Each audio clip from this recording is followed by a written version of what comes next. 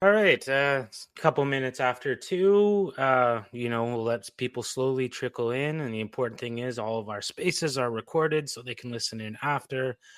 Welcome everyone. This is the Toronto DAO Weekly Space. We have a very special guest here tonight. Tonight it's daytime. With Greed Academy. Thank you so much for joining us. Thanks for having us. It is nighttime over here. I know the Okay, team so right good now is evening in to you. Dubai. Yeah, it's already 10 for the team in Dubai. I'm in Cyprus, so it's 9 for me. So it's yeah, nighttime, but it's good morning, everybody. Are you Greek or Turkish? No, I'm Spanish. I just moved here for the adventures. Okay. I'm Greek. So Oh, I just want to. I thought I was Malaka. talking Coco. That's the first word I learned when I landed in Athens. That sounds about right. But yeah, thank you so much for joining us from Dubai or Cyprus, I should say. I'm sure the weather is nicer than it is here. It's pouring rain, but yeah, why don't you tell me about Agreed Academy before I get lost in thought and keep asking you about Cyprus? Yeah, sure. So, Greed Academy. Well, first of all, I'm Daniel. I am the director of the Greed Academy. Greed Academy is basically a nonprofit educational initiative that started from the Greed experiments that Voshi, you guys might know, was the one who started them, and we helped him make them possible. And at the end, um, through these two first experiments that ended up just being, fun and games. We decided that there was a clear gap in the space for education, and it was something that was needed, but funding was something that was extremely important to be able to actually make these kinds of initiatives happen because we went a couple of times trying to look for grants and sponsors and all these things, and it became extremely complicated. So we decided on the second experiment that we were going to have a validator. This validator, all the profits from block rewards are going to go straight into education, into all the educational initiatives that we are actually hosting and doing. And at the beginning, it started as a bit of a joke. This validator was going to be only for the second grid experiment, but then we got several the people in this space started believing a bit in this concept, and very quickly, after a couple months, when we were running the first semester back then last year, we got ourselves a validator with over 900,000 SOL staked, delegated. And so it started becoming an actual project that became this actual nonprofit that it is today. And so right now, Grid Academy, we're doing multiple educational initiatives. Among them, we do grants for educators and for projects that want to educate in the space. We're also running the second semester now, which we help people learn a bit more in the space while getting rewarded and earning some money for just learning, basically. And we do other stuff like producing courses, and we support educators. So that's pretty much the mission of the academy, is not only create but also promote education in the space to make uh, the people in this space make smarter decisions better. Basically, that's pretty much what we're doing. That's awesome. You kind of briefly mentioned this, but why don't you tell me about, like, you have such an interesting story or backstory. So why don't you tell me about the tweet that started this whole thing? Yeah, so this is funny because this was Voshi back in 2023, I believe. It was the first weird experiment. This was one of those first meme coin cycles, but it was not one of those meme coin cycles as we know them today. Like Pumped Up Fund didn't exist, but people were launching tokens left and right. And it was at that time when people would just launch or would just tweet very much engagement farming tweets, expecting some engagement back and telling people this is going to be the ticker, just engage with this tweet and you'll get an airdrop, basically. And so at the moment, I remember Voshi was in a call with Dylan, one of the founder of Dead King Society, and he tweeted as a joke, basically, I'm gonna launch, are you ready for greed? If you're ready, engage with this tweet, like it, retweet it. And then he, as a sarcastic thing, and he just went to bed. And the next morning, this tweet had completely blown up. And I remember he called us at the time, me and some other people, and said, well, "This is getting a bit out of hand. I don't know what to do. I don't know if to tell people that this was actually just a joke or if we should double down." And I think we all agreed in that call, let's double down and see where it goes. This is funny. And so he quote retweeted that tweet saying, "Well, now if you guys want to receive the free airdrop, you have to quote retweet this saying I'm very greedy." Um, and surprisingly, a lot of people thought this was going to be an actual drop. And so this second tweet also blew up, and then it started grinding a bit our gears on what we could do here as a as a learning moment, because we were all very tired at the time of this meme coin cycle that had started. Basically, these meme coin cycles are very extractive in the space. They show usually the worst parts of crypto and of blockchain technology, etc. So we were a bit tired, and we just decided to, play around a bit with it and see how far we could get. Um, and so, yeah, basically during the next month, with a team of guys that we were close with, we were 5 or 6. We just planned a whole marketing campaign during the month. We created the dodgiest website you can imagine. And we kept feeding people all these things without actually lying to them, but not telling the full truth. But people kept engaging, and this kept getting traction. And then what we did basically was we were telling people that they would have to connect their Solana wallets. They would have to connect their Twitter accounts, and after the 24 period of this happening, we'd be dropping the airdrop period would be closing, and we'd be dropping everybody their tokens. And so basically, this during this first experiment, we got around. Um, well, I have to like preview here that we were asking people for their full permissions to their Twitter accounts. And there was a bunch of reactions on the timeline asking, "What are you guys doing? Are you guys crazy?" And I remember Voshi replying to all these guys, "Yes, yes. Are you greedy enough to be able to give it to us?" A bunch of people kept interacting, and it was wild. And we collected around 40,000 wallets and 70,000 Twitter accounts that we had full permissions to post and delete tweets and do whatever we wanted, follow and follow whoever we wanted to do. And so basically, at the end of those 24 hours, what we did was we actually airdropped everybody tokens that were frozen, a very specific amount of tokens that if you guys are able to see on chain, it's basically the number of the hotline of the SEC for investor help. And at the same time that we airdropped these tokens, what we did was we tweeted from all the possible accounts using the Twitter API a big manifesto saying I should be more careful who I give my Twitter permissions to. This is something that um, I shouldn't be doing. I should be careful, etc. And it was this whole thing. I think that day, greed, the ticker greed, was trending topic, and we got over 1.1 million tweets regarding this the greed. So it was a wild time. It was super super fun, and it was just to show a bit like we had zero malice. We just wanted to show a bit of the to the ecosystem what could be possible and what people could be doing with some basic social engineering and a group of motivated people to just mess around. And so yeah, I think we demonstrated this pretty clearly. Yeah, I thought that was really funny, and I personally didn't take part in the meme cycle. I just thought as like straight up gambling, which is fine if you're into that. But a lot of people were like approaching me during this time, like, "Let's start a meme token. Let's start a meme token." I'm like, I don't want to be sued. Um, and it was amazing how many people approached me with what I thought was bad intent, right? And maybe they were right in that, but they were definitely taking advantage of people, and people were definitely left holding the bag. Um, but think what you did was you kind of proved a point, and you kind of been like, what if you did this to somebody really bad, right?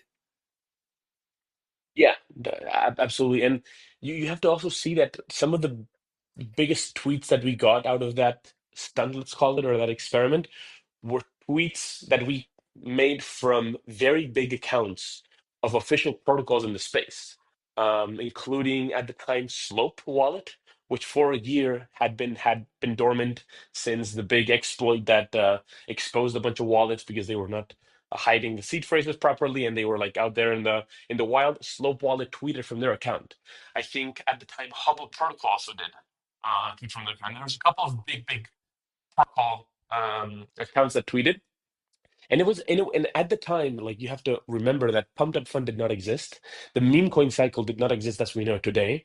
Um, this was very much like an internal thing. It was very much an extractive action that was taken through the people of the space, for the people of the space, and by the people of the space. So if you were not really in the space and you didn't have a phantom wallet, you didn't know how to get funds in and all that stuff, it was a bit complicated to participate in these meme coin cycles.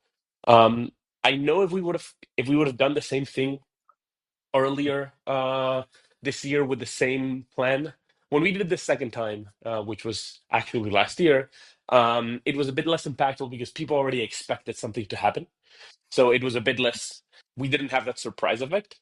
But if we would have done it the first time last year, we could have probably done on the hundreds of thousands of accounts, getting permissions from everybody to do this thing, basically. Yeah, that's really cool. Like this project, I'm not going to say I know everything about you. That's why we're doing these questions. But from my brief history, it's just been such a fascinating concept that you guys created. So, let's just assume I know nothing. Let's like Bitcoin is all the crypto. I'm in that phase. How can I enroll in this upcoming semester? Okay, so second semester is a very specific initiative. During the second experiment, the second grid experiment that we made, what we actually did is we opened up this validator. We told a bunch of people that this time there would be transactions for a pre-sale for this drop of the greed token, of the actual greed token. Um, and what we did was people were basically putting funds into the validator and locking them for a certain amount of time. So they were still holding the keys, the sol was still theirs. We told them in the tweets that they would be making more sol, that they would be leaving this experiment with more sol than with they came in, which was actually the truth all along. But what they were actually doing is they were locking in to the validator some sol, and they could not unlock it until breakpoint, where we were planning on having this big talk and like unlocking it at the same time to everybody and having this fun, like, moment on stage. Um, but what happened was we received some backlash from people saying, "Well, you guys are doing this illegally. We don't see the point. This is not really educating. You're just making fun of us." So what we basically did in semester one is that we convinced some partners in the ecosystem at the time. We had famous foxes, we had Texture, we had Marms, we had some other collections, some other meme coins that we convinced them to give some money for a prize pool, to get these people that had locked in their money in the validator an opportunity to make more money and learn something along the way. So we basically created during 8 weeks, we had 8 lessons ranging from validators to DeFi to DAOs, where people that were already in this space could learn a bit more about how things actually work instead of just dropping their money into random meme coins. Um, we closed that semester. There was over 1,000 participants that actually locked in funds, so they were eligible for rewards. And so basically, they had to complete 4 lessons, and depending on how long the stake in the validator was put for, how much SOL they had staked, and how many lessons they completed, they receive a proportional part of the funds of the funding pool. The funding pool at some point reached over $100,000. But since a lot of these tokens that we were given were extremely volatile on distribution time, I think we were like around $65 to $70,000 that were distributed to people. I think the top person in the leaderboard received around 5.5K just for completing these lessons and locking some soul in the validator. And so, come semester two, we were talking with a bunch of people, and we got a bunch of feedback. Everybody was asking us, "When are you guys going to do semester two? When are you guys going to do semester two?" Semester one was very much an experimental thing, where fuck around, find out situation. But we got such good feedback from it that we decided to run it again. And so this time, what we did is we approached bigger protocols, trying to make a bigger impact, and running the same kind of initiative. So 8 lessons during 8 weeks. You lock in your soul. You know you're locking it. The locking mechanism lasts for 90 days. And depending on how much soul you have locked in the validator and how many lessons you complete, you get a proportional part of the rewards. This time around, the assets that we are being given are a bit more stable because they're bigger protocols or they're straight up USDC or Sol. And so right now, the price pool is sitting at around $120,000 that are up for grabs. Wow.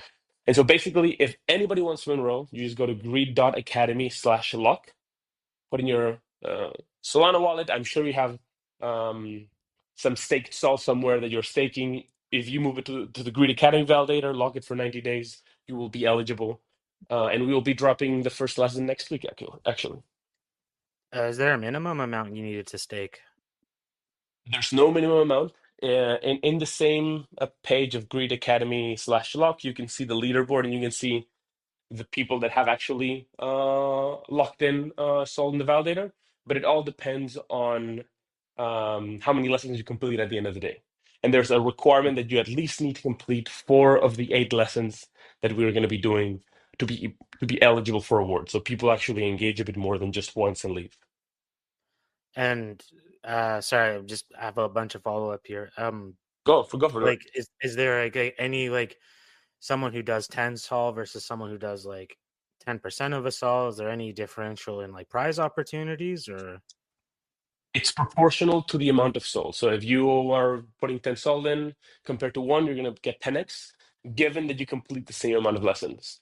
For example, last semester, the person who walked away with these 5.6K, I think it was, in rewards, he locked in 200 Sol. But there were Oh some wow. people above him that had locked in over 1,000 Sol and didn't complete any lesson. So they got 0. Okay. So but I guess you still get the Solana unlocked though. So there's still like if you're lazy you Yes, get of nothing, but you course. don't lose anything. Exactly. You're just staking in the validator. In the validator that we have 0% commission. It's one of the top performing. So you're gonna get a good APY on your staking side of things. These are just additional rewards for people who want to participate in the second semester. And so like explain the validator rewards thing like I'm 5. Like I don't know anything. Okay, so basically, uh, like I'm 5. Um, Or 6 or whatever age.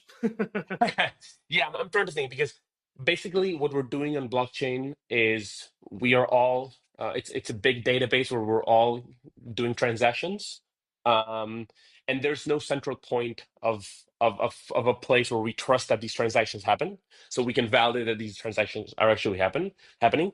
So what we're doing is through validators, everybody's contributing. You're just giving your transactions to the network, telling them out to everybody. Validators pick them up, and basically, what we're doing is we validate the transactions, we make sure we put them in a block, and we compare them to other blocks that other validators are putting together. If you are the validator who were the first one who was in the case of Solana, is the leader of the block, you are the one who receives the rewards for that block, basically. The more stake you have in the delegated in the validator, the more chances you have of being a leader, the more chances that you have of producing more rewards, basically. At the end of the day, there's multiple ways that validators make money for stakers. In Solana, the main one has always been inflation. So Solana has an inflationary curve where Solana is issuing Sol to stakers of the validators. And then there's another 2 ways of revenue producing, which is MEV, which you guys might know a bit more than me, but it's basically a way of piling up transactions that is able to like maximize or optimize some rewards, and you're able to get transactions landing, and so you're able to get more rewards. And the third one that we introduced in Solana very recently are the famous block rewards from priority fees. Um, right now, most validators are making most of their money from these priority fees. And this is what we're making. Like the Greed validator is only taking the priority fees, which every other validator basically is taking out there. And we're using this for education. All right, that's really cool. That's fuck, maybe we should do something like this. I don't know how to do it, but sorry, I'm thinking out loud. Sometimes I do that and I need to Yeah, stop. yeah, feel free. Running a validator, I mean, if you want to go into the depths of running a validator, is extremely profitable today on Solana, especially during the meme coin craze, because the more transactions, the more fees, the more blocks that are being produced, etc. So basically, the more revenue you're generating. But the big part about running a validator and a proof of stake network like Solana is that you need a lot of stake to make it profitable. At the prices of Mm. today, I think you need around 50,000 SOL staked to actually make Oh, it profitable. Yeah, so the number is big. And usually, with current how the market is behaving and how the validator market and the community is behaving, it's becoming less and less attractive to launch your own validator. I've been hearing a lot of people trying to launch their own validator. We were very lucky of finding people that wanted to support our mission, but running a validator is a bit of a task, is a project of its own. all right. So I do not have.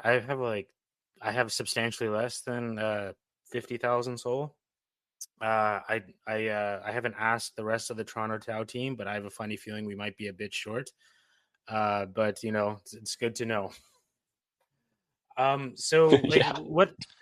what are some topics that you teach at Greed Academy? So for example, for semester 2, we're going to be developing a bit more This space was downloaded via spacesdown.com. Visit to download your spaces today. the curriculum that we had on semester 1. So this semester 2 is meant for people that already have a wallet, already have some funds in it, have already engaged a bit with some on-chain actions, which I'm guessing in this space most of the people have, or are actually like professionals that are actually like actively participating in the space. In this semester, we're going to be covering some specific mechanics inside of wallets. We're going to be covering DeFi in terms of lending of liquidity pools. We're going to be covering DAOs and governance. We're going to also be covering I believe, some regulation. We're going to be covering as well some trading and some strategies for people that are out there trying to trade. So we're trying to in the second semester we're trying to like have a big spectrum of topics that everybody can learn a bit from that they might not be an expert on at all, and they can just come there, read the article or watch the video and do the task. So basically, to complete a lesson, you have to make a task, complete a task. This task, we're trying to make it an on-chain action. So basically, if we're telling you that we're going to be I'm gonna give some alpha here and some spoilers for the lesson of next week. We're going to be working with burner wallets from Solflare.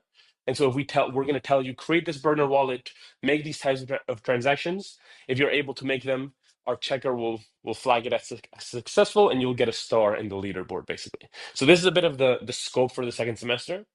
As for the Greed Academy, we're trying to become an aggregator of education where anybody and everybody can go and with whatever questions and whatever kind of knowledge they're seeking and be able to get it.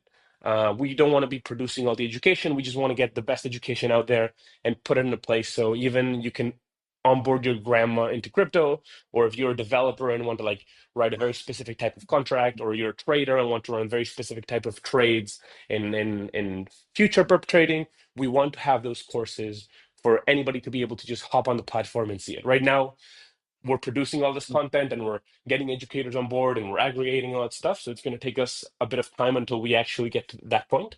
But that's the idea of the Grid Academy.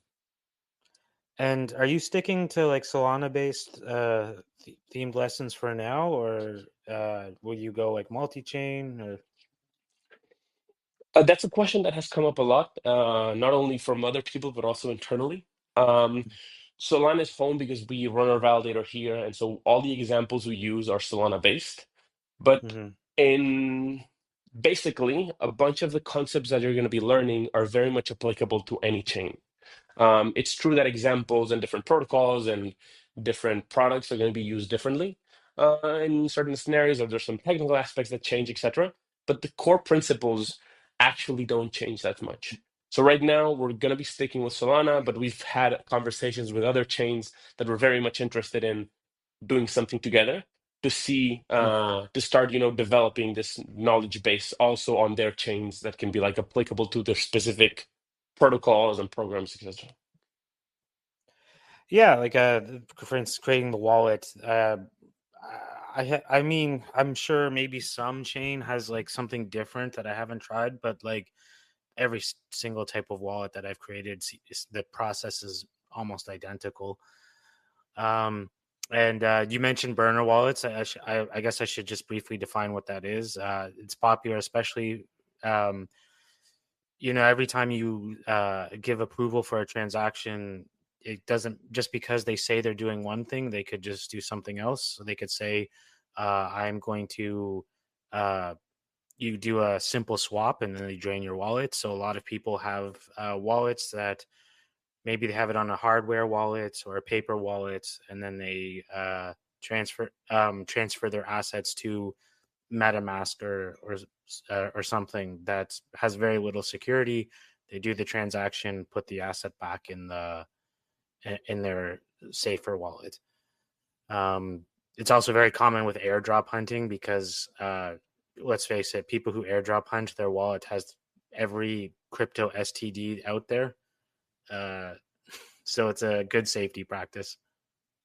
Yeah, I mean, usually operating with burner wallets is the best way to operate in the ecosystem. You should not be signing transactions in wallets that are full of money. You should usually be signing transactions only with the amount of money that you actually want to spend. This puts a buffer between where you actually have your funds and the place that you're interacting with on chain.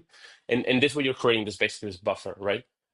It's a bit a pain in the ass to have all these practices and to be careful because at the end of the day, you are the only one responsible on chain for your actions. There's no recourse, there's no central database, there's no telephone number you can call and tell them like, can you revert this transaction? I didn't mean to do this. So basically, you are the one who's in charge of your own security, and doing this is usually the most recommended because and this is not only for noobs. Like we've seen very well-versed people in this space get rugged by exactly what you're talking about, right? Somebody spoofing them with a transaction that looks like they're making some kind of trade or that they're making some kind of accepting some permissions that seem minor. And at the end of the day, it's something that's basically draining their entire wallet with all their funds from other savings or from other NFTs or from other assets, whatever it is.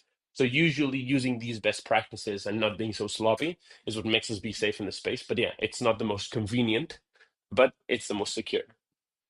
I mean, it's kind of like if you have a bunch of cash, do you carry every single dollar you have in your wallet when you go to the store, or do you take the $20, just take the $20 that you need to spend, right? Like, because if you get mugged, Exactly. you're out $20 versus 2,000 or however much cash you have. And yeah, I can't remember. There was an incident. I want to say a couple years ago where someone had uh like someone huge in the space had this like $5 million NFT stolen from them, and because they put their seed phrase from their ledger into their MetaMask, essentially making their ledger a hot wallet, and they installed some sort of program that ended up being malware and stole that. So yeah, that's what happens if you just are not careful with your wallet. Yeah, and social engineering is crazy in this space, and the more money there is, the more people that are going to appear trying to take it away.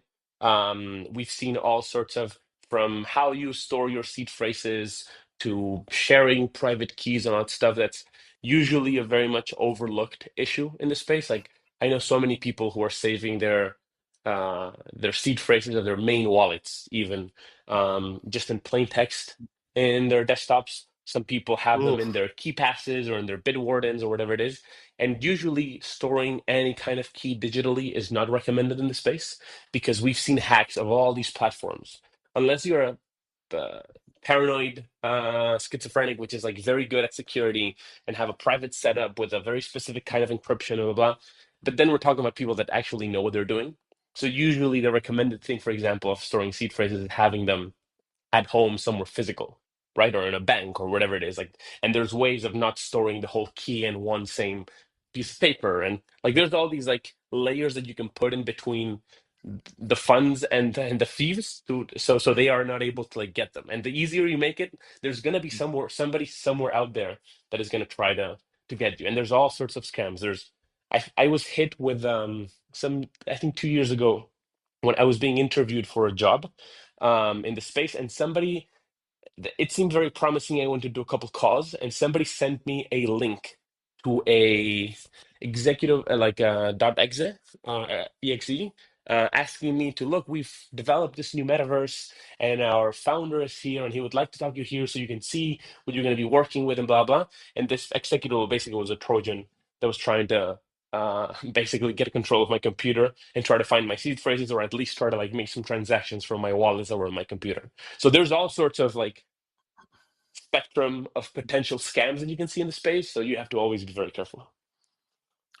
Yeah, and if anybody ever reaches out to you to help you with something, they're probably also a scammer.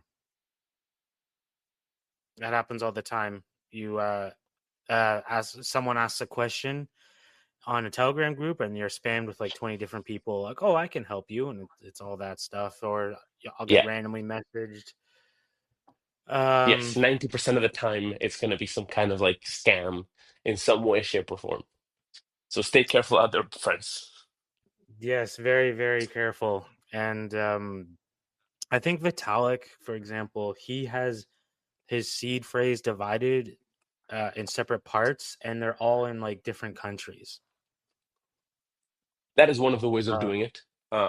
That's one of the now there's even services that you can divide your some kind of insurance that you can divide your seed phrases into multiple places and they actually store it for you and they don't have any connection between them. Like it's getting a bit wild, right? Like the storing um, phrases, but it makes a lot of sense if you're, for example, a big trader, or you have a lot of wealth in a wallet, or you've made a lot of money from something, or if you're even an institution, like you have to be extremely careful because these wallets have millions or even billions of dollars in them, and if you get the 12, the correct pattern of the 12 words, you're able to access all these funds with nobody stopping you. There's no way of like, let's reset the password, let's do another seed phrase, whatever. You have to actually completely move the funds to another wallet, for example.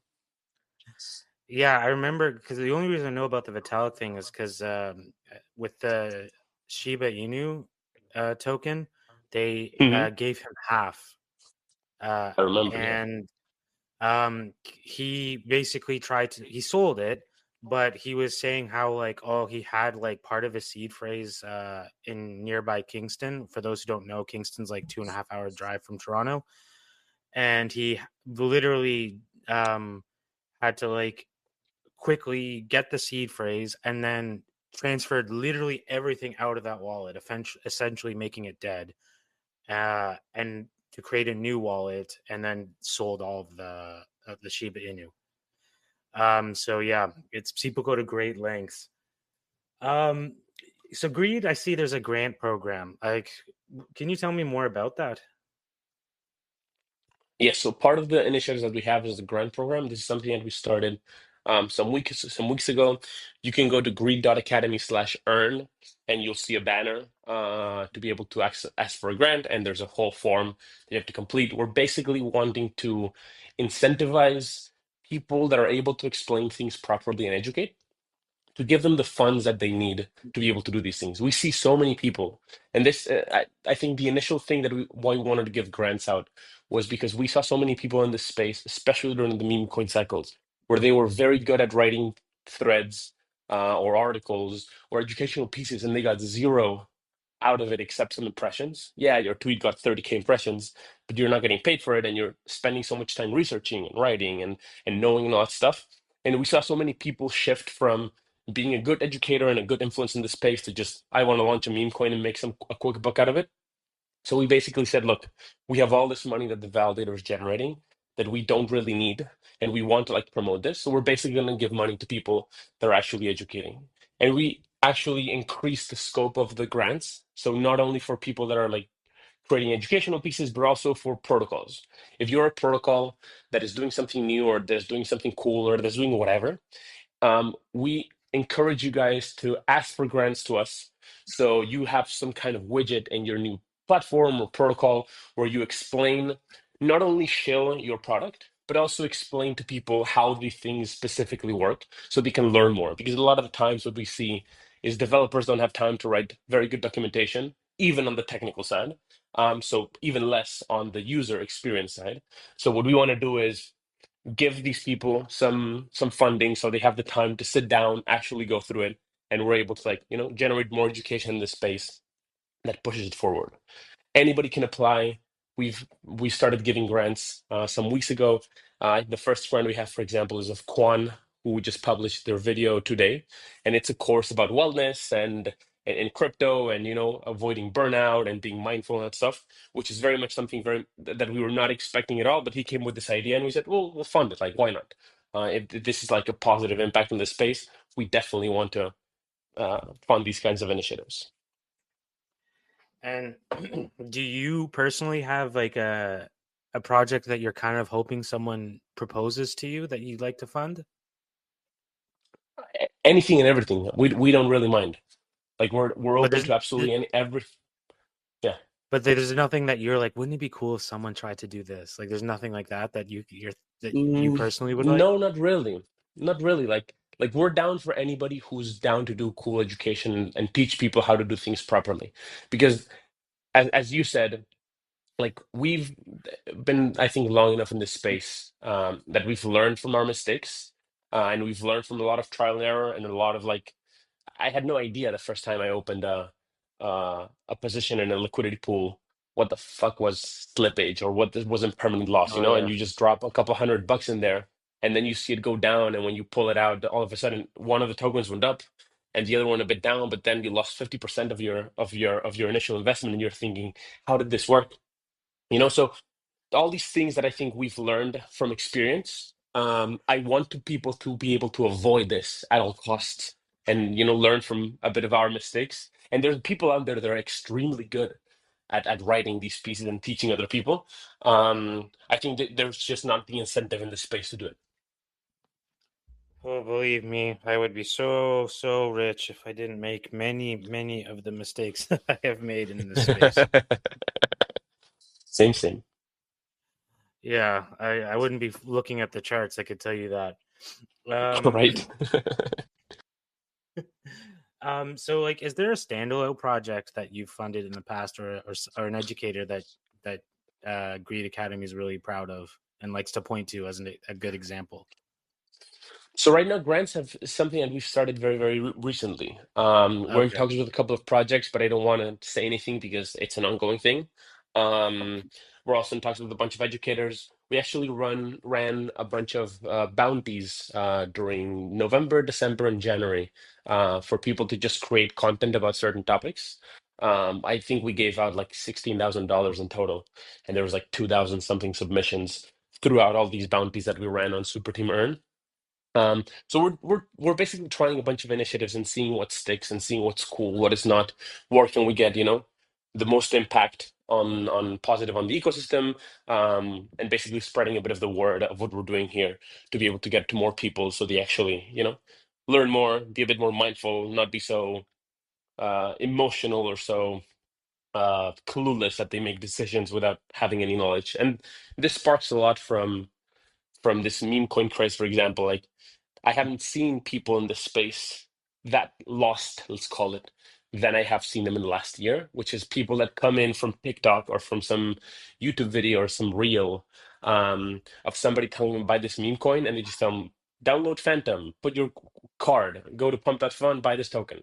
And they have no clue about anything else. So I would like to like bridge that gap and make it so if people want to stay, they have a place where they can learn about all these things. So about projects specifically, about etc. Like I think promoting the entire space is something that we're here to do because we actually believe in the tech and we like it, and that's I think why most of us that have been here for long enough stay. Right? We don't stay for the massive gains and the meme coins and all that stuff, which is also nice some days. But these are like very short term positive things personally, and then there has to be like a bigger purpose. And so we're here to just, promote and help people get on that path if that's what they want to do. Yeah, it's surprising like what you yourself would find out what you don't know, and even people who are pretty confident.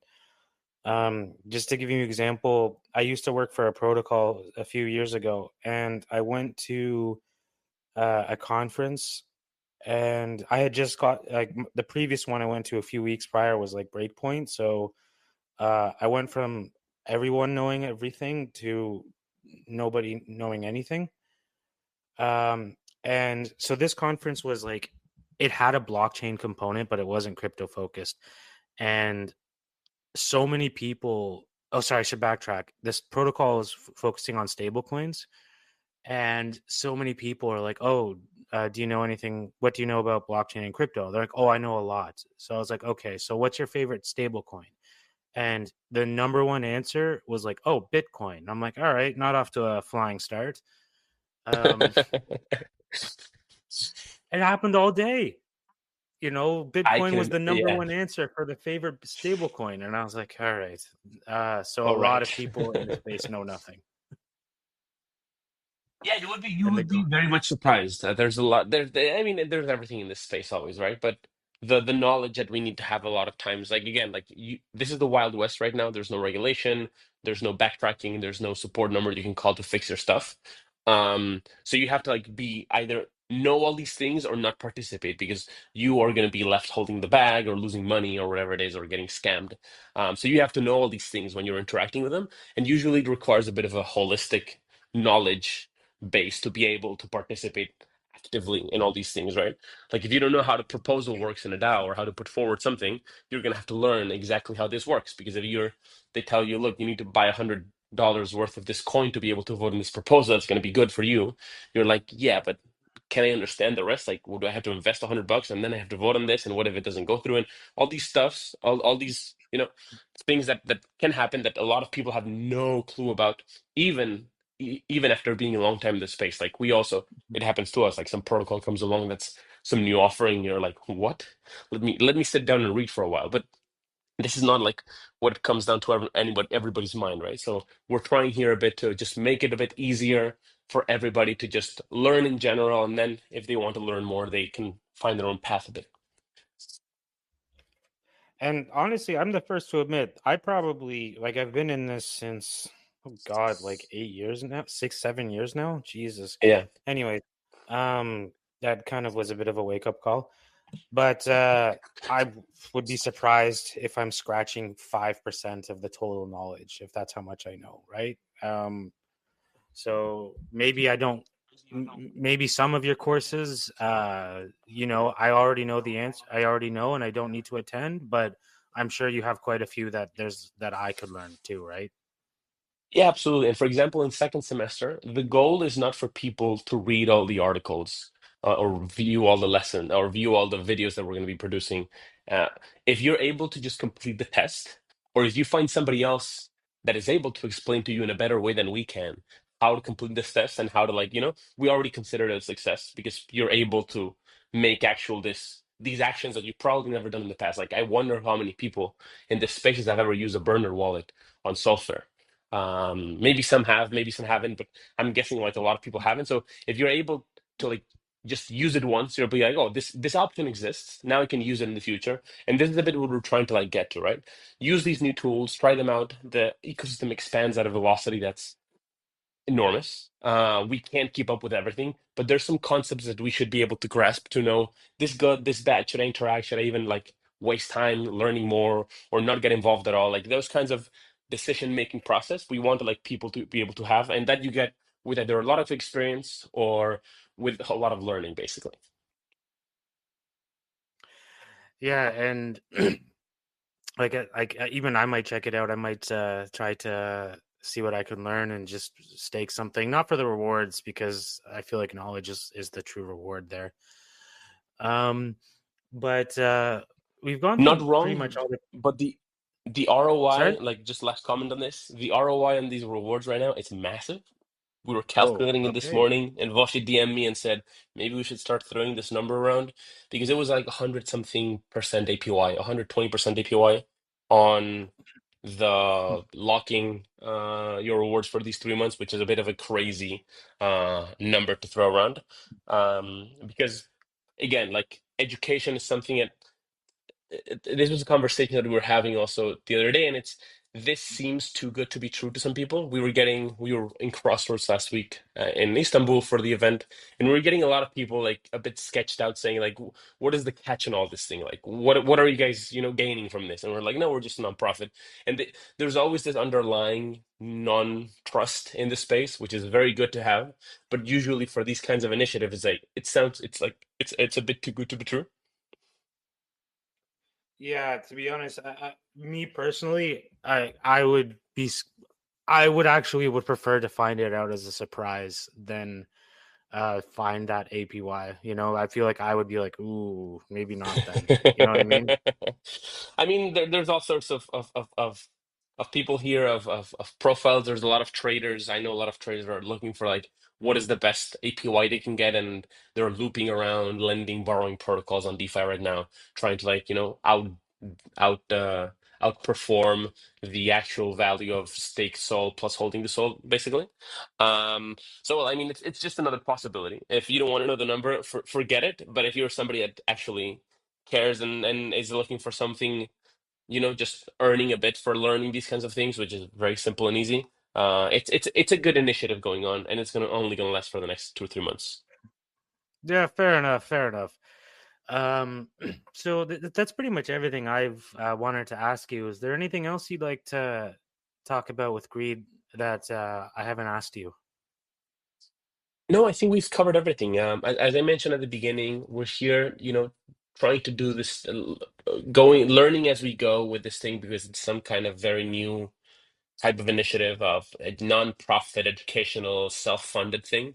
So we're trying all sorts of things. So if you have want a grant, apply for it. If you have any ideas, if you're an educator, if you have any suggestions, anything that you want to do regarding education, or if you're an educator, whatever it is, like reach out, feel free to DM us. Feel free to chat with us. Like we have a team of people that are very much dedicated to this, and really, we're here for the knowledge and for the good of the space because it's true that we could all be making more money somewhere else. But we find that this tech and this space is cool, and we want to continue it forward, pushing it forward in a positive way. And we want everybody that can actually contribute positively to promote them and help them in however we can, because that's what we're basically doing here. Good stuff. Good stuff. I appreciate the enthusiasm. It's awesome to hear, and your tone is just amazing. So yeah, I guess that concludes everything. Just a couple things to go over. Just remind everyone to Futurist and Consensus is coming up. So Futurist, at least the general ticket is free, but if you want a VIP ticket, feel free to be sure to go check those out. And Consensus, that those tickets, they go up every couple of days. Couple weeks ago, I think it was 800 American. So I can only imagine it's even more now. So be sure to get those tickets before they go up even more. It's going to be a great time. We're all going to be there. I can't wait for that to happen. As those who attend the space regularly knows, we have a Zeely campaign for those who attend. Um, just go on and head over to the Greed Space quest and put "Be Greedy" as the code. Lower caps, all one word. I put that hint in the quest, so be sure to collect those points. My name is Matthew Glezos. I'd like to thank Anna for managing the space. Thank you for your help, and I'll see you all next week. And have a great weekend, everyone. Thank you guys. Bye. Take care, everyone.